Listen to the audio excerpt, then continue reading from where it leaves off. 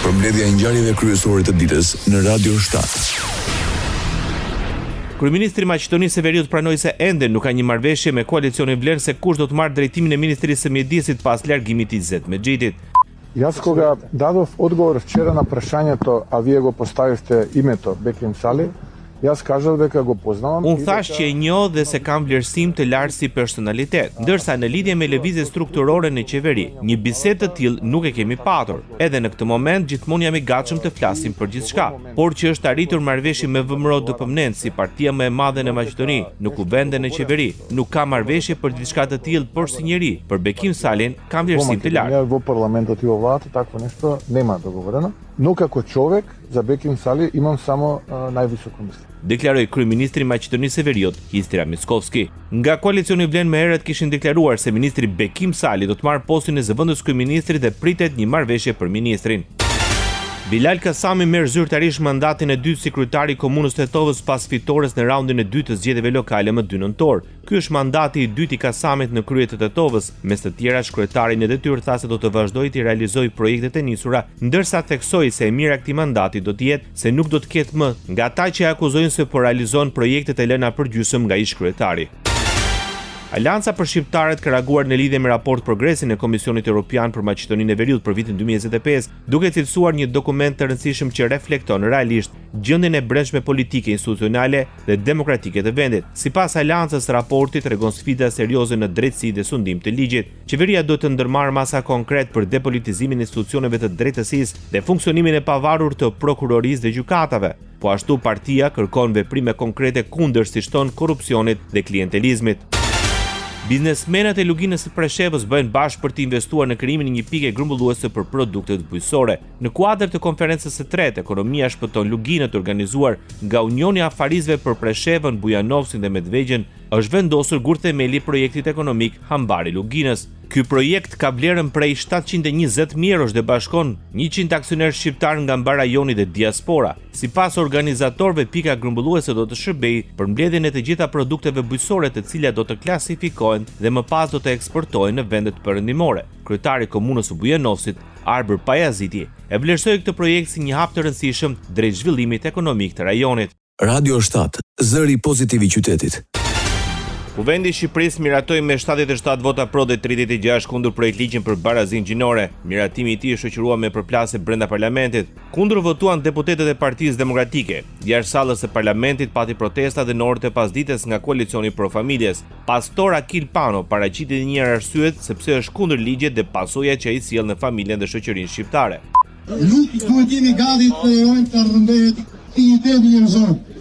Shpirtin kombëtar, qenurit burra dhe gra të krijuar në imazhin e Zotit. Ne që kemi vendosur të jetojmë këtu në Shqipëri, duhet të qëndrojmë dhe ta bëjmë betejën tonë deri në fund. Pas miratimit në seancë plenare të ligjit për barazinë gjinore, ministri i Shtetit për marrëdhënie me parlamentin Toni Gogu e cilësoi gjuhën e përdorur nga kryetari i opozitës si stigmatizuese dhe të papranueshme. Ai theksoi se ligji i miratuar nuk është akt ideologjik, por një hap i rëndësishëm drejt përafrimit të Shqipërisë me standardet e Bashkimit Evropian. Ministri Gogu pretendon se ligji e përafron Shqipërinë me 10 direktiva të BE-s. Ajo çfarë unë mundet të them, nëse në mesin e tyre ka nga ata njerëz që kanë ndajnë të njëjtat bindje me mua, që gjinia është një mashkull edhe një femër, që bindje të tilla ne nuk mundet ta detyrojmë, pra këto bindje që mund të vinë nga besimi, mund të vinë nga botkuptime të tjera, nuk mund të detyrojnë shtetin që të mos mbrojë përmes ligjit administrativ. Ministri Gogu kishte një reagim dhe për protestën e zhvilluar nga koalicioni Pro Familjes jashtë dyerve të parlamentit. Për të gjithë ata besimtarë, ne dim shumë mirë që kulminacioni i ligjit është dashuria. Dashuria e plotson ligjin. Kjo është edhe porosia që na ka lënë Shën Pali, të cilën miq të mi ndonjëherë marrin edhe si shembull për të mbrojtur patriarkalitetin. Atë gjë të cilën ne i tham lam të mirë, kemi thënë lam të mirë në shoqërinë tonë dhe sot i tham lam të mirë edhe me ligj. Gjykata Supreme në Shtetet e Bashkuara të Amerikës i dha të drejtë administratës së Donald Trump për përcaktimin e gjinisë në pasaport. Gjinia përcaktohet që në lindje dhe e tillë shënohet dhe në pasaportën e një shtetasi amerikan. Kjo nuk mund të ndryshohet më as me një dokument mjekësor siç ndodhte që prej vitit 1992. Administrata Biden që prej vitit 2021 lejonte qytetarët ta deklaronin gjininë në pasaport pa nevojën e një dokumenti mjekësor. Shfaqja e gjinisë së mbajtjes së pasaportës sipas lindjes nuk bie ndesh me parimet e mbrojtjes së barabartë, tha gjykata në një shpjegim të urdhrit të saj. Kryeministri i Shqipërisë i kërkon sërish gjykatës kushtetuese të zgjidhë ngërçin e kryetarit të Bashkisë së Tiranës Erion Veliaj. Në një emision radiofonik Edi Rama paralajmëroi se nëse në Tiranë nuk zhvillohen zgjedhje deri në vitin 2027, atëherë vendi do të përballet me një disproporcion të dyfisht, pasi kryeqyteti nuk mund të mbetet pa drejtues të zgjedhur. Nëse Tirana nuk do të ketë zgjedhje deri në 2027 dhe kushtetuesja mendon se kryebashkiaku i Tiranës nuk mund largohet përveç se me zgjedhje, atëherë këtu jemi përballë një disproporcionit të dyfisht, disproporcionit të mbajtjes tij në qeli në dëm të lirive dhe drejtave kushtetuese të tij si person dhe si zgjedhur për të drejtuar qytetin, por dhe disproporcioni në dëm të së drejtës kushtetuese të popullit të kryeqytetit për të shërbyer nga i zgjedhur i vet. Për kryeministrin, është normale që gjykata kushtetuese të gjykojë masën, ta lirojë dhe gjykimi të vijojë në liri. Çfarë do është thënë, secili ka drejt të çfarë doj, nuk ka thënë të vërtetën lidhur me arsyen e shkarkimit të kryetarit të bashkisë. Nga qeveria, si ledhoj e vendimit të marrë nga Partia Socialiste në Këshillin Bashkiak. Sepse e vërteta është shumë e thjeshtë. Tirana duhet drejtuar. Tirana nuk mund të jetë një trup pa kokë. Opozita denoncon sipasaj abuzimet me tunelin e Llogaras. Nga selia e Partisë Demokratike, Belind Kolliçi pretendon se qeveria jo vetëm ka ndërtuar një tunel pa leje, por janë zhbër nga projekti dhe 2 ura të planifikuara si panoramike. Bazuar në projekt dhe në preventiv, do duhet të kishim dhe 2 ura panoramike në hyrje dhe në dalje të tunelit. E meqense në gjuhën teknike këto quhen vepra arti, ndërtimi i tyre e rriti me 25 milion euro koston e ndërtimit. 25 milion euro për ndërtimin e 2 urave të cilat në realitet nuk ekzistojnë. Sipas Partisë Demokratike, leja për ndërtim ka qenë e vlefshme vetëm kur është përmbytur ndërtimi i saj. Sot në Republikën e Shqipërisë, ndërtuesi më i madh serial pa leje është vetë shteti, është Edi Rama, dora vet. Pak ditë më parë kam bërë publike lejen e ndërtimit e cila ishte zbardhur më datë 28 maj të vitit 2025. Ajo leje fakton në dritën e diellit se plot 190 milion euro investim në tunelin e Llogaras me para tuaja janë i gjithi një ndërtim pa leje.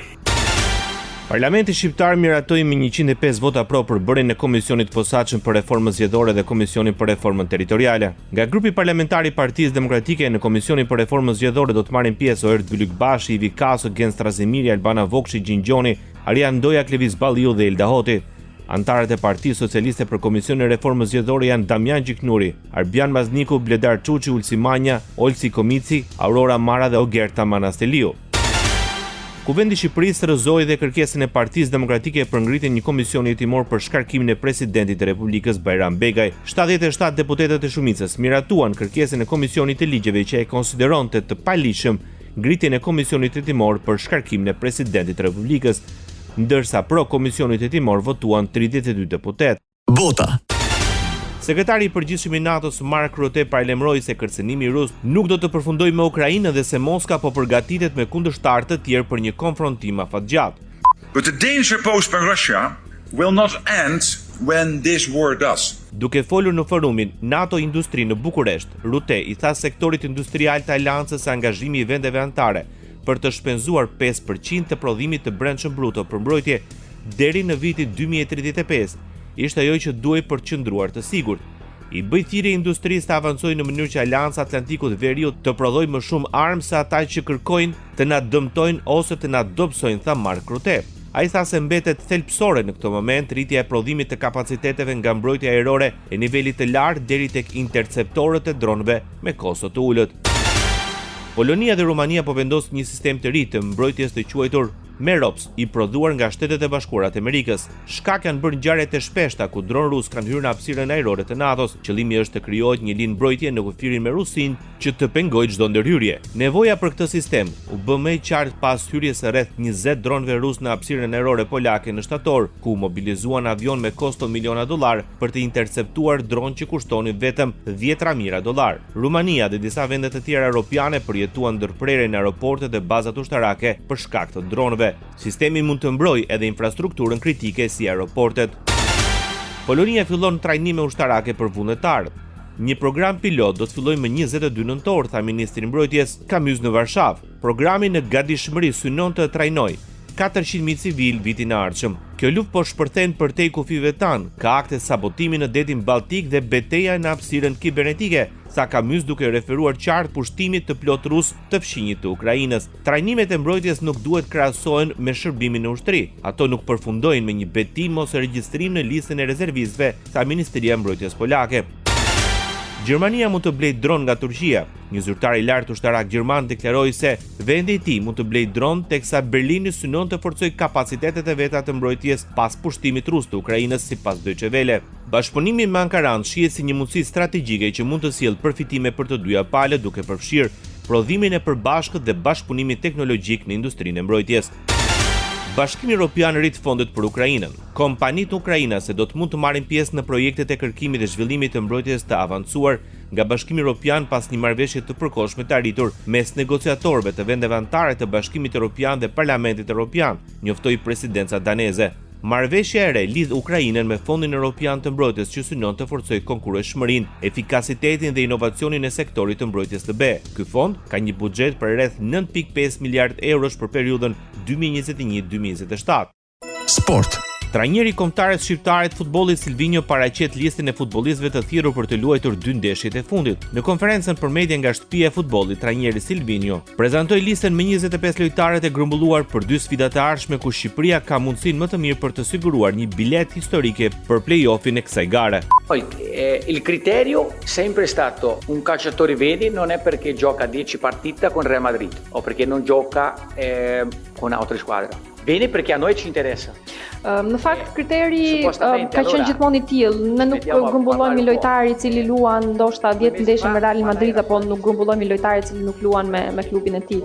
Neve na intereson se si përgjigjet lojtari në fushë. Dua të bëj pak një paralelizëm me situatën e Rejmanit, i cili është një lojtar me cilin kam raport shumë të mirë dhe mund të flas në emër të tij. Ai humbi një penallti në ndeshjen ndaj Serbisë në shtëpi dhe sipas supozohet që duhet ishte jashtë listës, është lojtar që nuk vlen, i mungon diçka për të qenë dhe 97 ditë më pas atij momenti tani ai është bërë një hero. Unë nuk i bëj dot to diferencime të tilla. Ai është lojtar i mirë, përfaqëson mirë fanellën e Shqipërisë siç edhe shumë lojtarë të tjerë të kombëtarës. Nuk punoj dot në këtë lloj formati që një lojtar më hyn në punë, një lojtar tjetër nuk më hyn në punë. Nedim Bajrami nuk luan, por ndërkohë është golashënuesi më i mirë i Shqipërisë në këtë grup të cilin kemi. Ne duhet të punojmë si staf edhe të nxjerrim në fushë lojtarë të cilët i përgjigjen fushës edhe e përfaqësojnë sa më mirë panellën e Shqipërisë. Kemi bërë 4 ndeshje të mira, 2 miqësore të cilat po ashtu janë shumë të rëndësishme dhe 2 ndeshje zyrtare dhe ta lojtarë na japin besim që të punojmë me ta edhe më pas fusha do të përgjigjet. Kriteri ky ka qenë io lo porto dentro e dopo loro al campo rappresentano bene, stanno facendo bene. Io penso che il criterio è quello. Kombëtarët shqiptare do të luajë 2 ndeshjet e fundit të kualifikuese të vlefshëm për botrorin 2026 ndaj Andorrës më 13 nëntor dhe Anglisë më 16 nëntor. Ndoqët edicionin informativ të lajmeve në Radio 7, zëri pozitiv i qytetit.